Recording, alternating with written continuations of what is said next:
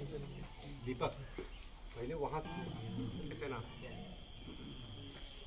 सबसे पहले आप सभी पदाधिकारियों का हार्दिक स्वागत एवं अभिनंदन करता हूँ। आप सभी के साहस की बदौलत ही अवध केसरी सेना इतना बड़ा कार्य करके आज पूरे देवीपाटन मंडल में अपने नाम का डंका बजाई है। निसंदेह आज सेना ने जो कार्य किया है इस पे हम ही नहीं पूरे देवीपाटन मंडल की जनता गर्व कर रही है। हमारे सेना पर लोग मिलना चाह रहे हैं हम लोगों पर। कुछ कमियां भी हैं उस पर मैं जिक्र करूंगा। कमी यह है कि जैसे बचपन से ही बहुत से लोग या यहाँ सेना में भी सोचते हैं कि हमारे हिस्से का कार्य सामने वाला करे। आज मीटिंग थी, बहुत से भाई नहीं आए। मैं जानता हूं कि वो बहुत बुरे पोजीशन में नहीं फंसे हैं, लेकिन सोच रहे हैं हाँ सब तो गए होंगे, मैं नहीं भी जाऊंगा तो भी क्या दिक्कत रहेगी। अपनी जिम्मेदारी निर्वाह करने से लोग कतराते हैं। मैं आप सभी के माध्यम से ये अपील करता हूं कि हम अपनी जिम्मेदारी अगर ईमानदारी से निभाएं तो कोई भी कार्य असंभव नहीं है हमारे लिए। मैं कुछ पंक्तियों के माध्यम से आप सभी को बताना चाहूँगा। जैसे जो जिम्मेदारी से भागते हैं, हमारे देश के ऊपर जब संकट था उस टाइम भी बहुत से लोग उस जिम्मेदारी से भाग रहे थे, लेकिन बहुत से लोग लड़ रहे थे देश के लिए। मैं पंक्तियों के माध्यम से आप सबको बताना अवगत कराना चाहता हूँ कि क्या ये देश उन्हीं का है, क्या ये देश उन्हीं का है जो सीमा पर मर जाते हैं और अपना लहू बहाकर टीका सरहद पर कर जाते हैं। ऐसा युद्ध वतन के खातिर सबको लड़ना पड़ता है और संकट की घड़ियों में सबको सैनिक बनना पड़ता है। घास फूस की रोटी खाकर राणा नहीं लड़े थे क्या, और बंदा बैरागी के तन पर हाथी नहीं चढ़े थे क्या। झांसी की रानी लड़कर राजधानी लुटवा देती है और पन्ना धार वफादारी में बेटा कटवा देती है। ये घटना उनको सूरज की लाली में रख देती है और हाड़ी रानी शीश काटकर थाली में रख देती है। आप सभी भाइयों से मैं यही निवेदन करना चाहता हूं कि कोई भी कार्य असंभव नहीं है। सबसे पहले जो डर था, डर कैसे होता है, जब हम किसी चीज का सामना नहीं करते हैं तो हम डरते हैं। हम डरते हैं जैसे फलाने जगह पर भूत है, शाम में न जाओ, फलाने जगह पे वो चौराहा पे न जाना, उस पीपल के पेड़ पे न जाना, वहां पर भूत है और सब लोग डरे रहते हैं, वहां पर कोई नहीं जाता है। लेकिन कभी अगर जिस टाइम वो बताए हैं उस टाइम आप पहुंच जाओगे, वहां पे कुछ नहीं रहेगा। जब तक आप मुसीबत का सामना, जब तक आप डर का सामना नहीं करते तब तक आप डरते हैं। बहुत से लोग अपने मंडल में ऐसा हवा बनाए रखे थे कि हाँ हमसे कोई लड़ेगा तो हम उसकी मिट्टी पलीत कर देंगे, उसको नस्तो नाबूद कर देंगे। हमारा सत्ता है, हमारा शासन है, हमारी हुकूमत है, हमारी सरकार है, हम कुछ भी कर देंगे और कर भी रहे थे। लेकिन इसी के बीच में कहते हैं ना कि अति सर्वत्र वर्जते, इसी के बीच में अवध केसरी सेना से उनकी टकराहट हो गई और अवध केसरी सेना उनके मान में घुसकर मारा है और कुछ नहीं कर पाए। ये सेना की ताकत है। क्यों ऐसा हम लोग किए? क्योंकि हम लोग डर का सामना करना जानते हैं। जब आप डर का सामना करना सीख जाएंगे तो कोई भी चीज आपके लिए असंभव नहीं होगी। बजाज चीनी मिल के बारे में भी जब हम लोग आंदोलन करने के लिए गांव-गांव जा रहे थे तो लोग बताए कि नहीं, कोई चीनी मिल बंद ही नहीं करा पाया यार, कहाँ आप बंद करवा पाएंगे, कहाँ अवध केसरी सेना चीनी मिल बंद करवा पाएगी। इसका परिणाम यह हुआ कि जितने भी यहाँ के किसान भाई थे जो बजाज चीनी मिल में गन्ना दे रहे थे, वो सब गन्ना चला के 2-2, 3-3 टाली, 4-4 टाली डंप किए हुए थे कि भैया जो है 1 घंटा 2 घंटा का आंदोलन है, इसके बाद हम अपना ट्राली लेके गन्ना बेचेंगे। लेकिन उस असंभव कार्य को अवध केसरी सेना ने संभव कर दिखाया, आप सबकी बदौलत। जिससे लोग डरते थे ना, उसी से डर से ताकि हम लोग टकरा गए और परिणाम स्वरूप हुआ कि जो 1 घंटे के लिए चीनी मिल नहीं बंद कराने की बात कर रहे थे, 8 दिन हम लोग चीनी मिल बंद कराए और चीनी मिल से भुगतान करा के उसके बाद में हम लोग वहां से हटे हैं। ये पुरुषार्थ और ये साहस होता है। इसी वजह से कोई भी संकट आए डरो मत, कोई भी संकट आए, कितना भी बड़ा संकट आए डरो मत, आप उससे जूझ जाओ बिना पल गंवाए। उससे जब आप जूझ जाओगे तो समझ लीजिए कितना बड़े से बड़ा संकट रहेगा, उस संकट के पसीने छूट जाएंगे और फिर उस संकट पर आप हावी हो जाओगे। मैं वैसे प्रभु श्री राम का भक्त हूं, लेकिन एक वाक्य मैं और रखना चाहता हूं। एक घटना रावण के दरबार में जब शनिदेव गए और शनिदेव ने रावण से कहा, हे रावण, तुम्हारे ऊपर शनिश्चर सवार होने वाले हैं और लंकाएं नष्ट होने वाली है। तो रावण क्या बोलता है, पहले तोहरे ऊपर रावण सवार हुए, ओकरे बाद तू रावण के ऊपर सवार हो। 1 लाख टन नादा के नीचे मेघनाथ शनि भगवान का मून दिखे। जब बजरंग बली लंका में आग लगाने के लिए, जब पूंछ में आग लगा के और लंका आग लगाने जलाने के लिए जो है इधर उधर जब छत से इस छत से उस छत पे कूदने लगे तो लंका जल नहीं रही थी। जब शनिदेव को मुक्त कराए हैं और शनिदेव ने कुदृष्टि डाली है लंका पर, तब जाके लंका जो है लंका में आग लगी है। तो मैं यही कहना चाहता हूँ, हारो मत, हारिए ना हिम्मत, बिसारिए ना राम।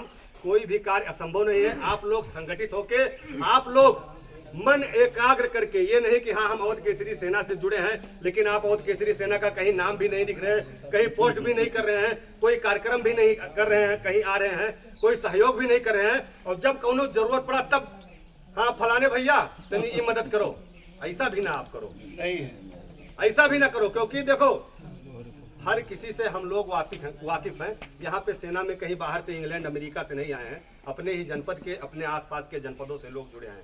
ठीक है, हम लोग संगठन इस वजह से बनाए हैं कि जो सत्ताधारी लोग थे वो गरीबों पर, कमजोरों पर बहुत अन्याय कर रहे थे। बहुत जगह पे अन्याय हुआ है। हमारे गोंडा जनपद में कई जगह पे या विष्णु गोस्वामी की हत्या हो जाती है, 5 माली परिवार कुएं में डूब जाता है, राहुल पासवान की हत्या हो जाती है, और तमाम तरीके का जो है अत्याचार होता है। ये सत्ताधारी जो है ये मिलकर मलाई काटते हैं। ये कभी भी अन्याय जब होता है कमजोरों पर तो ये कमजोरों का साथ नहीं देते हैं, ये दबंगों का साथ दे देते हैं, बाहुबलियों का साथ दे देते हैं, और इससे कमजोर जो है और ज्यादा पिस जाता है।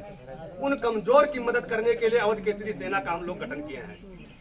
जैसे अगर ये सत्ताधारी लोग, ये जो मठाधीश हैं, आज जो मंडल के मालिक बने बैठे हैं, जनपद के मालिक बने बैठे हैं, अगर ये लोग कमजोर का साथ देते तो कई जगह पे ऐसा हुआ है, क्यों नहीं साथ दिए? विष्णु गोस्वामी का साथ क्यों नहीं दिए? अगर वो साथ नहीं दिए तभी तो अवध केसरी सेना ने वहां पर जाकर आंदोलन किया, उनकी लड़ाई लड़ी। तो यही इसी वजह से सेना का गठन हुआ है कि किसी कमजोर के साथ कोई अन्याय न होने पाए। आप लोग सेना, अगर आप दिल से मानते हैं कि हाँ ये सेना मजबूत हो, तो आप लोग दिल से मजबूत भी कीजिए। सोशल मीडिया पे बात रखिए, अपनी सेना की विचारधारा रखिए, आप लोगों को बताइए जहां बैठिए। और एक क्रांति में और जिक्र करना चाहता हूं, आप कहीं बस में सफर कर रहे हैं, आप कहीं ऑफिस में बैठे हैं, आप कहीं होटल पर बैठे हैं, अगर आप पेन लिए हैं तो आप पेन से अवध केसरी सेना लिख दीजिए, जय अवध केसरी सेना हिंदी में।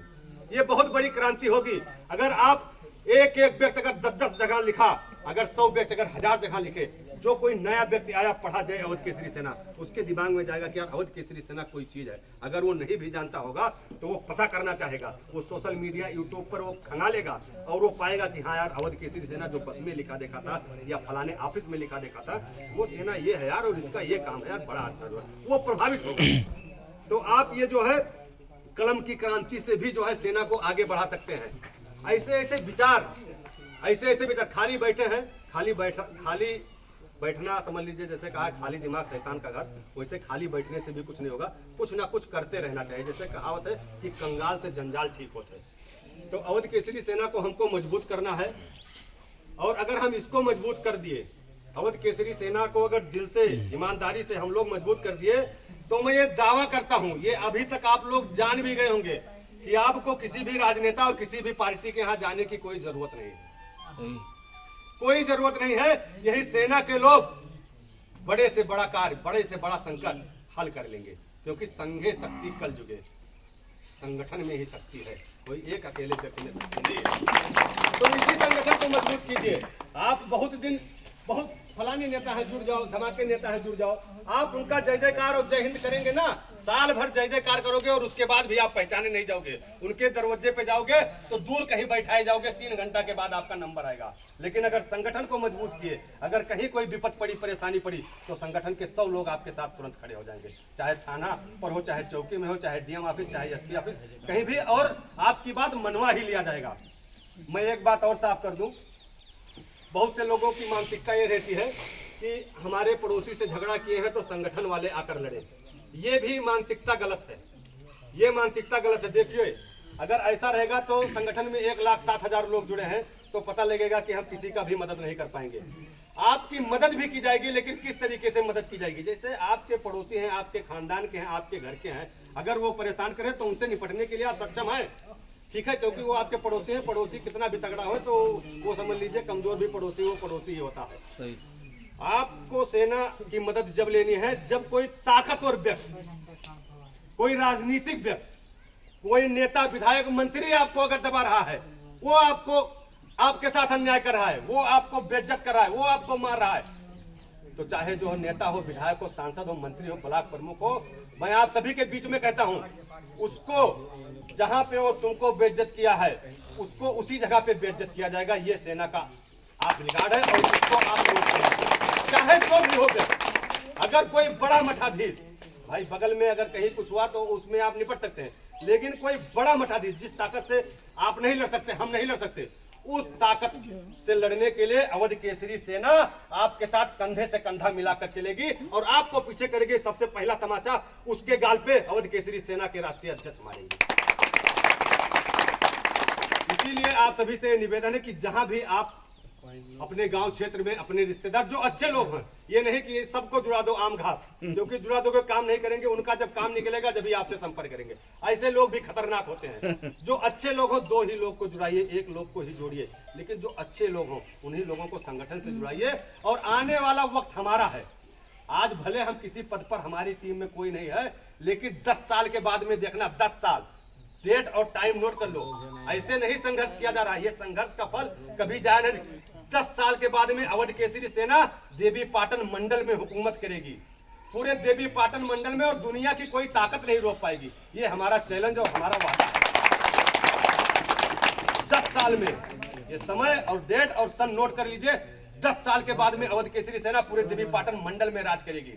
समय बहुत बलवान, मनुष्य बली नहीं होता है, और समय होता बलवान, और भीलन लूटी गोपिका वही अर्जुन वही बाण।